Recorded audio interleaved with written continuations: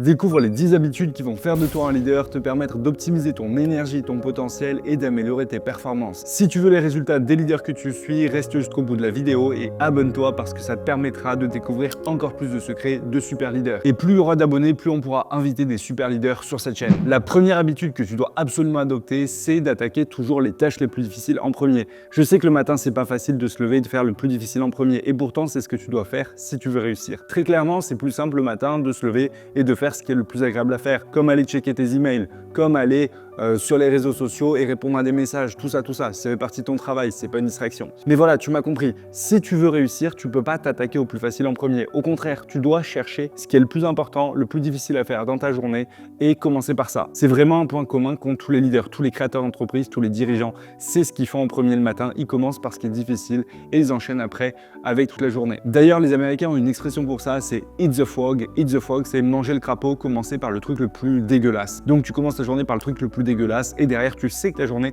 va être beaucoup plus facile. Et derrière tout ça, en fait, tu as des mécanismes hyper intéressants au niveau de ton cerveau, etc. Le mécanisme, c'est que tu commences par un truc difficile, tu vas sécréter très peu de dopamine. Ça va pas être hyper agréable, mais ça va être agréable de l'avoir terminé. Et en fait, ça va donner un bon cycle de dopamine pour ta journée. Alors que quand tu es sur les réseaux sociaux le matin, tu vas sécréter beaucoup de dopamine et tu vas vouloir de cette dopamine toute la journée. Donc tu vas chercher plein de petites actions faciles, plein de petits trucs rapides à faire qui sont hyper agréables et qui boostent ton mental, qui booste ta dopamine. Et ça, tu veux surtout pas. Toi, ce que tu veux faire, c'est au contraire aller chercher directement l'action la plus dure qui va sécréter peu de dopamine et te mettre dans un cycle qui va être productif, qui va te permettre de travailler et d'avoir des résultats. Donc, que ce soit pour le sport, pour le pro, pour le perso, toujours attaquer le plus difficile en premier. La deuxième habitude que tu veux appliquer dès maintenant dans ta vie, c'est de ne jamais négocier avec toi-même. Que tu veuilles le faire ou pas, tu dois le faire. Tu dois toujours faire ce qu'il y a à faire. En fait, il faut toujours aller dans ce qui est important à faire. Il faut toujours faire les choses. Tu as déjà vu un militaire se lever et se dire « Ah bah non, aujourd'hui j'ai pas envie de m'entraîner. Ah bah non, aujourd'hui j'ai pas envie de faire ça. » Dans l'armée, on n'a pas le choix. Une fois quand j'étais dans l'armée, on me disait bah, « Il faut faire ça, ça, ça. » Boum, je me levais et je le faisais. Et j'ai gardé ces habitudes. Aujourd'hui, chaque jour, je me lève, j'ai une to-do list, j'ai des choses à faire, je me lève, je les fais. Il n'y a pas de « Ah, j'ai envie, j'ai pas envie. » Non, je dois faire ma to-do list, j'ai ma checklist à suivre, je dois la faire. Et si je finis plus tôt, j'ai d'autres choses à faire. Et j'avance et je fais les choses. Et ça, c'est certainement un truc que tu as déjà entendu pas mal de fois, mais c'est essentiel, il faut faire les choses. Alors tu peux avoir des tableaux Kanban, plein de méthodes, de to-do list, je sais pas, tout ce que tu veux. Il n'y a pas de bonne ou de mauvaise manière de faire, il faut juste faire. Donc arrête de négocier avec toi-même et quand tu veux un résultat, fais les actions qui vont te mener à ce résultat. C'est tout, agis. Let's go, on n'attend pas, on agit. Donc quand on veut perdre du gras, prendre du muscle, tout ça, on agit. Et je t'en parle juste maintenant. La troisième habitude commune chez tous ceux qui réussissent, c'est qu'ils sont obsessionnels sur leur énergie, obsessionnels sur leur santé, sur leur mode de vie. Et ça, c'est vraiment ce qui fait la différence. En fait, tu peux travailler à fond, penser que travail. Mais à un moment, si tu fais ça, le fait de penser que travail, ça va nuire à tes résultats. Ton corps n'aura plus une bonne énergie, tu seras plus bien, tu pourras pas bien travailler. Donc si tu veux des résultats, à un moment donné, il faut prendre soin de ton corps, prendre soin de ton cerveau, de ton corps, bien manger, bien t'entraîner et faire des choses qui vont te permettre d'être en bonne santé. Ça, c'est essentiel et c'est trop souvent négligé. J'accompagne de nombreux dirigeants et entrepreneurs et la différence entre ceux qui ont des super résultats sur le long terme et ceux qui stagnent un petit peu, qui ont plus de difficultés, c'est très clairement cette part donnée au sport et cette part donnée à l'énergie. Et c'est pour ça que moi, j'accompagne des dirigeants pour les aider à remettre en place une bonne activité sportive, facilement, rapidement, même en déplacement, à bien prendre soin de leur alimentation et à travailler sur leur mental avec un bon focus mental. Donc si tu veux performer, t'as pas le choix. Il faut t'entraîner au moins 3 fois par semaine, manger sainement comme un athlète si possible, bien dormir, un sommeil de qualité, c'est hyper important. Et si tu veux améliorer encore tout ça, optimiser ton potentiel, ton physique, ton alimentation et vraiment avoir les meilleures performances possibles, tu peux booker un call avec moi, on pourra en discuter directement, voir un petit peu ce qui me bloque aujourd'hui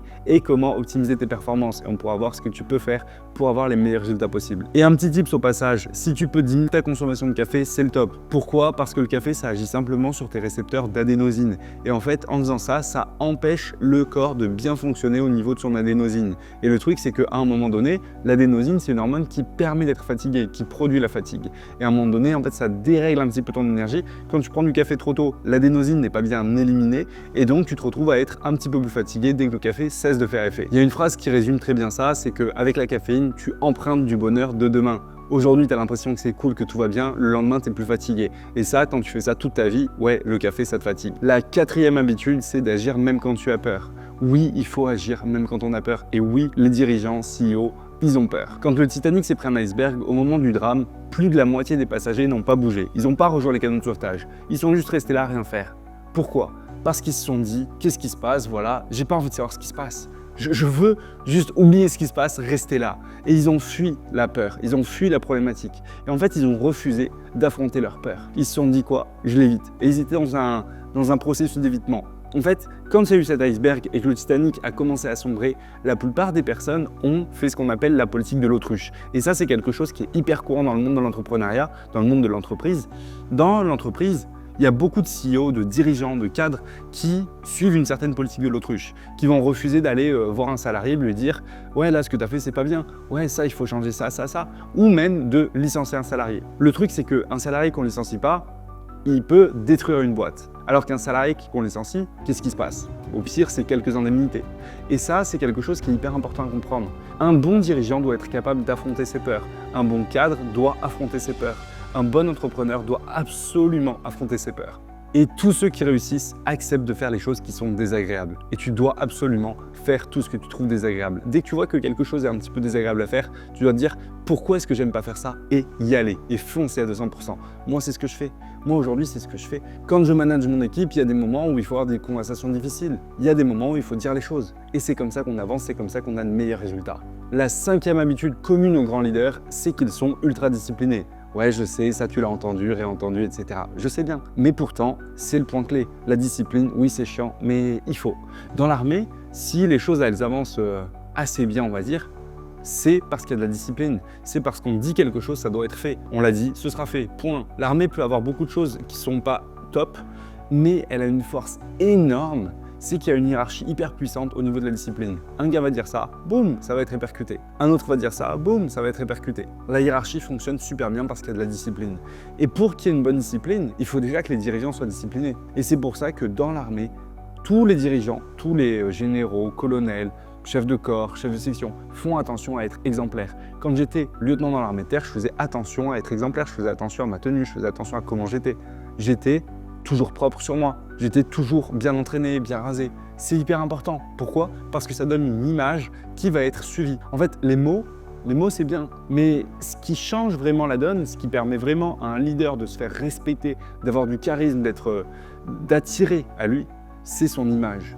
Donc ton image, c'est vraiment ce qui fait la différence. Et ton image, ça passe par la discipline. Et c'est pour ça que j'aide les dirigeants à améliorer leur image à travers le physique, à travers leur charisme. Et c'est pour ça qu'on travaille là-dessus et que ça a un impact énorme sur une société. Et tu peux regarder, tous les grands leaders ont une routine sportive, une routine nutritionnelle, une petite routine de vie du matin, une morning routine.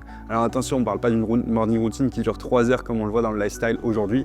Non, on veut juste avoir des petites habitudes le matin qui permettent d'aller vite, qui permettent de prendre soin de soi et qui permettent de bien faire les choses. Et dès qu'on commence à avoir des enfants, qu'on commence à avoir une vie de famille un petit peu chargée, qu'on doit aller s'occuper des enfants le matin, le soir, tout ça, il faut garder du temps pour soi. Il faut garder du temps pour faire son sport. Et il faut garder une certaine discipline pour pouvoir avancer et pour pouvoir faire les actions qui nous permettent d'être performants et d'avoir des résultats. La 6e habitude qui va changer ta vie et t'amener au sommet, c'est de prendre la responsabilité à 100%. Qu'est-ce que ça veut dire? Si tu commences à blâmer les autres, dire « ouais, un tel il est pas bon, tel salarié il fait de la merde, etc. etc. », tu ne prends pas ta responsabilité à 100%. Pourquoi est-ce que ce gars-là est là? Pourquoi est-ce qu'il bosse dans ton équipe? Pourquoi est-ce que ça se passe de cette manière-là? Si tu n'es pas responsable, ça veut dire que tu peux rien changer. Maintenant, si tu considères que tu es responsable à 100%, ça veut dire que tu peux changer la situation. Et à partir du moment où tu prends cette responsabilité-là à 100%, derrière, tu peux avoir des résultats.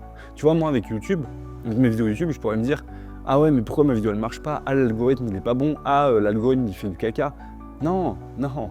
Je me dis juste « qu'est-ce que j'ai mal fait? Qu'est-ce que je dois changer pour que mes vidéos marchent mieux? Qu'est-ce que je dois changer pour plus intéresser les gens ?» D'ailleurs, dis-moi ce que tu penses de mes vidéos YouTube en commentaire, ce que je peux améliorer si tu as des idées, tout ça, ça m'aiderait énormément à faire des vidéos de meilleure qualité. Maintenant, sur mes vidéos, tu vois, je prends la responsabilité à 100%. Je me dis, bon, ça n'a pas plu, il faut que je change. C'est pareil dans l'entreprise. C'est pareil pour être un bon leader. Si tu veux être un bon leader dans le sport, sur les réseaux sociaux, dans l'entreprise, tu dois te dire que tu es responsable à 100%. Te dire que chaque action qui se passe, chaque élément qui t'arrive dans la vie, dépend de toi en fait. Et ça change la donne. Et ça va vraiment te permettre d'avoir un impact sur ta vie, de pouvoir faire avancer les choses. Et je te garantis qu'en faisant ça, tu auras beaucoup plus de résultats et tu iras beaucoup plus loin. La 7e habitude qui change les choses, c'est de s'entourer de gagnants. Ça, tu l'as peut-être déjà entendu. Tu as peut-être déjà entendu qu'on était la somme des 5 personnes qui nous entouraient le plus, qu'on était un petit peu comme les autres personnes qui avaient autour de nous et que chaque personne avait un impact positif ou négatif sur nous. Alors oui, mais j'aimerais t'en parler un petit peu plus et rentrer plus dans le sujet. Pourquoi est-ce qu'on est aussi influencé par les autres en fait? L'homme est un animal social. Voilà, on va pas parler de Hobbes, tout ça, non, c'est bon. Mais l'homme est un animal social, on a besoin de communiquer avec les autres, on a besoin de dialoguer. Maintenant, il faut comprendre un truc qui est hyper important. On n'est pas capable de créer de zéro, on ne peut pas créer zéro. On crée à partir de ce qu'il y a autour de nous. Et si tu regardes les peintres, si tu regardes la littérature, un peintre, en fait, qu'est-ce qu'il fait? Il regarde ce qu'il a autour de lui et il crée à partir de ce qu'il y a autour de lui.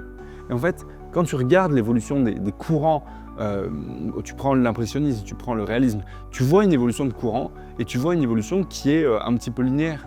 Il n'y a pas des énormes changements, il y a quelques gars par-ci par-là, mais globalement, à chaque fois, on a vraiment une trame qui suit. Et on évolue dans un courant. Pourquoi? Parce qu'on crée à partir de ce qu'on connaît, à partir de ce qu'on voit. Et ça, on le voit encore plus sur les réseaux sociaux. On voit des trends, on voit des enchaînements de vidéos, des enchaînements de posts, et on voit une évolution comme ça. Parce qu'on crée à partir de ce qu'on voit. Et donc, pour toi, c'est la même chose. Tu crées à partir de ce que tu as autour de toi. Imagine si autour de toi, tu as 5 personnes qui sont au SMIC. Tu vas créer en pensant à des personnes qui sont au SMIC. Imagine maintenant que tu as 5 millionnaires autour de toi. Tu vas créer à partir de 5 millionnaires. Imagine qu'autour de toi, tu as 5 ingénieurs qui bossent dans le développement durable. Ton esprit va penser beaucoup plus souvent au développement durable et tu vas t'orienter vers là-dessus. Maintenant, cet impact-là, tu peux le modifier. Comment est-ce que tu peux modifier cet impact? En choisissant les personnes qu'il y a autour de toi. Alors oui, c'est une vision un petit peu à la Machiavel si tu veux.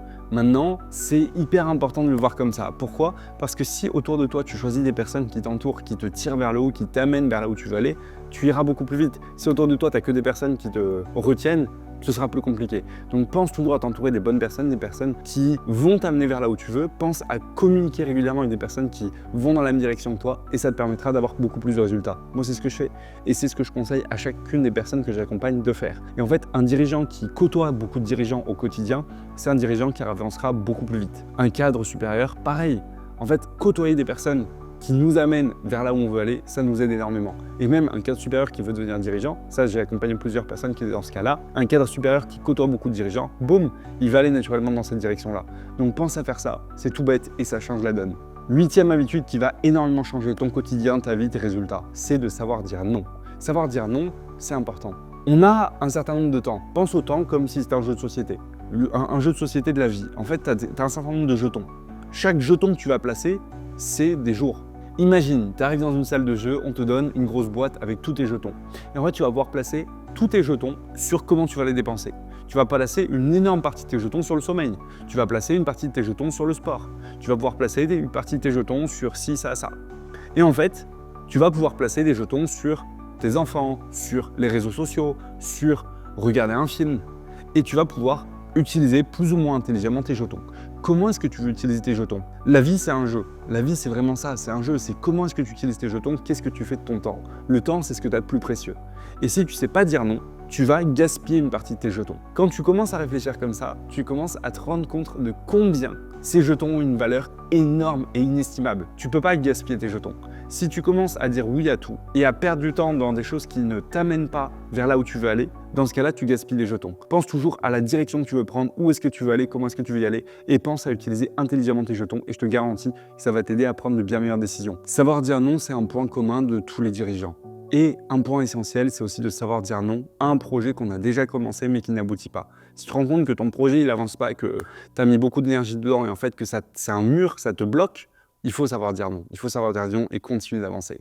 9e habitude de leader. Quand tu veux devenir un leader, il faut bosser son mental, avoir un mental fort. Savoir comment bien gérer au quotidien, comment rester fort au quotidien. En fait, au quotidien, tu peux te dire ah ouais, ça c'est difficile, ah il s'est passé ça, ah j'ai pas le temps, j'ai pas le temps. Je l'entends beaucoup ça, j'ai pas le temps, j'ai pas le temps. Un vrai leader, c'est celui qui est capable de prendre des décisions, de les assumer et de regarder la réalité en face. Dire j'ai pas le temps pour ci, j'ai pas le temps pour ça. Dire j'ai jamais le temps de faire du sport, alors que ton temps d'écran il est assez élevé, machin, tout ça. Bref, ça, c'est pas une attitude de leader et ça t'amène pas vers le succès. Je sais que c'est pas facile et moi aussi ça m'arrive et c'est pas ta faute. Voilà, on est comme ça, on réfléchit un petit peu comme ça, mais il faut se regarder dans la glace et se dire ok, là j'en suis là, je veux aller là, qu'est-ce qui me bloque, qu'est-ce que je fais pas bien dans ma journée pour y arriver. Et en fait, par moments, c'est se ressaisir et se dire ouais, là il faut que je fasse ça, ça, ça et que je mette en place les bonnes actions pour y arriver. Et il faut oser se dire les choses. Oui, c'est pas facile, mais il faut oser se regarder dans la glace et se dire « là, j'ai raté ça, là, j'ai mal fait ça ». Assumer la responsabilité et avancer. Et se relever et continuer d'avancer toujours. Et la 10e habitude qui fera de toi un leader, c'est de toujours passer à l'action. Ne jamais attendre, ne pas procrastiner et te lancer à 200% pour y arriver. Si tu veux devenir un leader, optimiser ton corps, ton physique, ton mental, ton énergie et vraiment passer à l'action pour avoir un charisme au top, un physique qui reflète tes ambitions et inspirer autour de toi, alors réserve un appel directement dans la description et on pourra faire le point sur ta situation, voir un petit peu où tu en es, voir ce qui te bloque et te partager un maximum de conseils. Le but, c'est juste de faire le point avec toi, voir un petit peu ce qui peut te bloquer aujourd'hui et clairement te permettre d'avancer le plus possible pour être au top dans tes projets pro et perso. Si tu as aimé cette vidéo, partage-la, mets un j'aime et dis-moi en commentaire quelle est l'habitude qui va te permettre d'avancer le plus possible. Et d'ailleurs, si tu as d'autres habitudes qui sont pour toi importantes pour devenir un leader, dis-le en commentaire. À très vite, force!